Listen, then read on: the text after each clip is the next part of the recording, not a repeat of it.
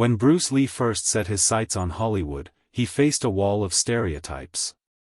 In the 1960s, Asian characters in American films were often limited to sidekicks, villains, or silent background figures.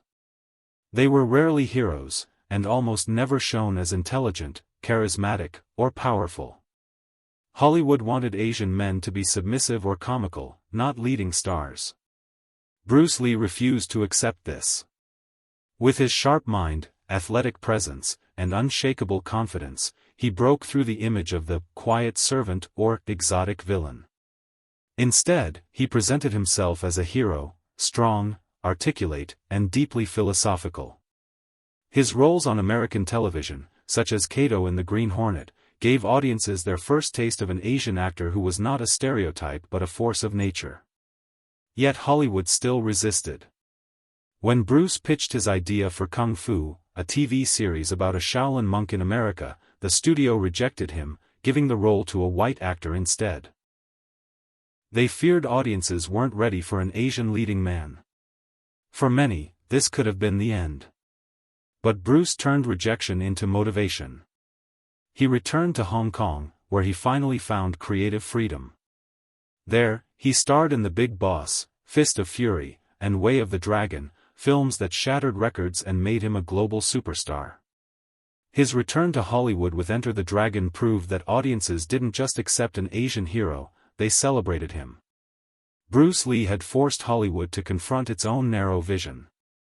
Bruce Lee didn't just fight opponents on screen, he fought the stereotypes that confined Asian actors for decades. By refusing to play the roles that belittled his culture and insisting on authenticity, he opened the door for future generations of Asian and minority actors to step into the spotlight. In the end, Bruce Lee vs. Hollywood stereotypes wasn't just a battle, it was a revolution. And Bruce won. Bruce's first big break came with The Green Hornet, 1966. Where he played Kato. Even though he was technically the sidekick, Bruce's electrifying screen presence and martial arts stole the show. Audiences tuned in to watch him, not just the lead. Yet instead of recognizing his star power, Hollywood reduced his role, worried that a Chinese man might overshadow a white lead. But Bruce wasn't just a martial artist, he was a visionary. He pitched the concept for Kung Fu, a TV series about a Shaolin monk wandering the American West, only to see the role given to David Carradine, a white actor in yellowface. It was a crushing moment. Hollywood executives claimed American audiences weren't ready for an Asian star. What they really meant was, stereotypes mattered more than truth. Rather than surrender, Bruce fought back in his own way. He returned to Hong Kong, where filmmakers embraced his talent without asking him to play a caricature. There, Bruce unleashed his full potential with The Big Boss, Fist of Fury, and Way of the Dragon.